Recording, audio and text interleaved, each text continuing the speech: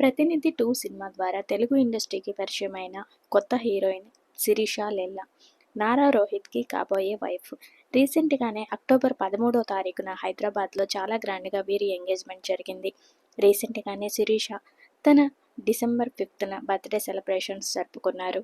అందుకు సంబంధించిన బ్యూటిఫుల్ మూమెంట్స్ను రీసెంట్గానే సోషల్ మీడియా వేదికగా షేర్ చేసుకున్నారు. ప్రజెంట్ నారా రోహిత్ లైఫ్లో చాలా సిచ్యువేషన్స్ జరుగుతున్నాయి. ప్రతినిధి 2 సినిమా ద్వారా పరిచయమైన వీరి తొలి పరిచయం ప్రేమగా మారి పెద్దలను ఒప్పించి త్వరలోనే వివాహ బంధంలోకి కూడా అడుగు పెట్టబోతున్నారు.